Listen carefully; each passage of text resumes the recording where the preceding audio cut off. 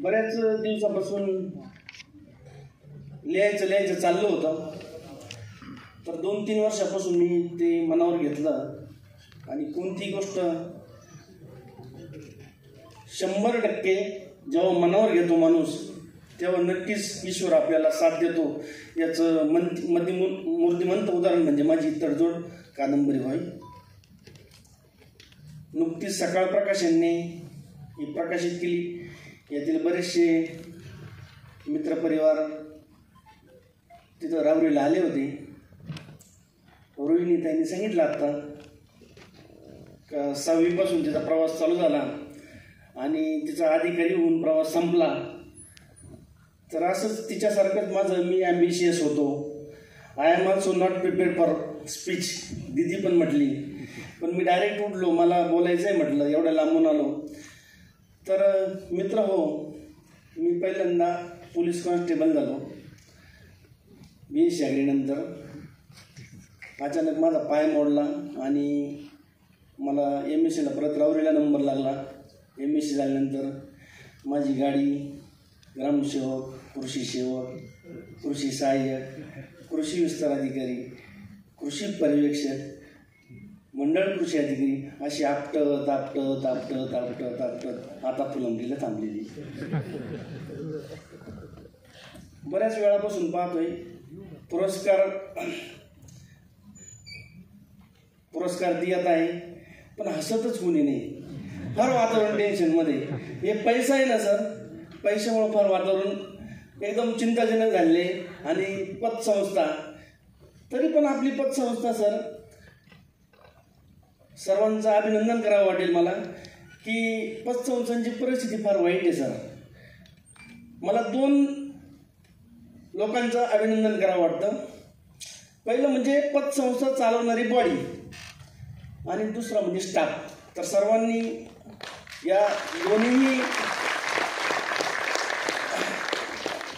Sir, आपण जे पाहतो सरकारी माणूस आणि त्याची नोकरी, हा कर्ज घेतल्याशिवाय काहीच करू शकत नाही. आणि कर्ज द्यायचं मोठं काम पतसंस्था करते. सर्वांचं अभिनंदन. या ज्या गाड्या घोड्या आपण फिरतो, तर ह्या फक्त पतसंस्थेच्या कर्जाची जीवावर आहे, हे सर्वांना मान्य करावं लागेल. कर्ज घेतल्याशिवाय माणसाची प्रगती नाही. आणि तेच दातृत्व मला या पतसंस्थेच्या माध्यमातून दिसतंय. दातृत्वाच्या अनुषंगानं मला एक छोटंसं उदाहरण सांगतो. 3 मित्र असतात, जिवलग मित्र असतात, आणि ते विचार करतात का देवानं आपल्याला भरपूर दिले आणि आपल्याला देवाला काहीतरी याच्यातून द्यायला पाहिजे. तर विचार करता करता एका रस्त्यानं चाललेले असतात ते. त्यांना एक मोहरांचा हंडा दिसतो. तर ते मित्र समजदार होते, भांडण अजिबात केलं नाही सर त्यांनी. तर पहिले भांडणं व्हायचे. जेव्हा सापडलेली गोष्ट असली, 3-4 जण असले, मोर दॅन 2, का भांडणं होतात. तिथं भांडणं नाही झाले. तर ते प्रत्येक जण म्हणायचं आपण देवाला काहीतरी देऊ, देवाला काहीतरी देऊ. तर एकानं सांगितलं पहिल्यानं का एक छोटं वर्तुळ करू आपण आणि त्या मोहरा जोरात आपण वर फेकू आणि त्या वर्तुळात आतमध्ये ज्या पडलेल्या मोहर आहे ना हे देवाच्या म्हणे, आणि बाकीच्या बाजूला पडलेल्या आपल्या. आता वर्तुळ छोटं असल्यामुळे त्या काय पडणार नव्हत्या आणि पडल्याच नाही. दुसरं म्हणे छे असं जमणार नाही म्हणे. आपण काय करू, आपण अख्ख्या गावाला वर्तुळ करू म्हणे आणि वर फेकू, आणि वर्तुळात ज्या पडतील ना त्या आपल्या बाकीच्या देवाच्या म्हणे. तिसरा म्हणे तुम्हाला काही देवाला द्यायचंच नाही, तुम्हाला फक्त दाखवायचं आहे म्हणे. देव कुठे आहे म्हणे, वर. मग म्हणे आपण काय करू, ह्या मोहर आहे ना वर फेकू, देवाला वाटतील ते घे, बाकीच्या आपल्या. तर दातृत्वाचा हा प्रकार या आपल्या पतसंस्थेत नाही. दातृत्व निश्चित त्यांचं चांगलं आहे. त्याच्यामुळं आपलं कुटुंब, आपल्या सगळ्या गरजा पतसंस्था पूर्ण करते, याचा मला अभिमान आहे. तुमच्याशी संवाद साधण्याची मला संधी दिली.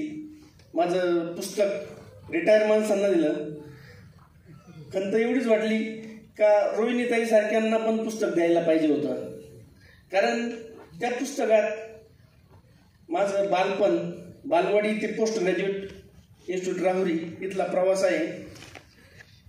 सामान्य मध्यमवर्गीय कुटुंबातला पोरगा वर कसा जातो, त्याची गाडी किती आपटते, किती आदळते, किती वेळा पंक्चर होते, याचं मूर्तिमंत उदाहरण त्यात मी मांडलेलं आहे. असो, सोसायटीने, संचालक मंडळाने फुलने फुलाची पाकळी पहिलंच वर्ष आहे आणि या माध्यमातून काय होईना माझी प्रचार प्रसिद्धी झाली. दुसरी आनंदाची गोष्ट, कालच सर दुसरं माझं पुस्तक एक खटपट, सर्वांना सांगायला आनंद वाटेल का कालच मी सकाळ समूहाशी करारबद्ध झालो आणि तुमच्यासारख्या सुज्ञ वाचकांना परत मला माझी खटपट ही नवीन कादंबरी येत आहे. बरेच जण म्हणतात तुम्ही काही काम करता का, सांगायला अभिमान वाटेल सर. त्याच्यात बरेच औरंगाबाद डिव्हिजनमध्ये काम केलेले आहे. महाराष्ट्रात एकमेव मंडळ आहे फुलंब्री सर, 65,000 हेक्टर क्षेत्र आहे, तालुका एकच, मंडळ एकच, मी एकच, आणि काम पण एक नंबर आहे सर. देशमुख सरांना पण तुम्ही आहे आणि जास्त काम केलं किंवा आणखी मजा वाटते सर, जास्त लिहायला एनर्जी मिळते. याला life is nothing but adjustment, तडजोडीशिवाय हे कोणाचं जीवन शक्य नाही आहे.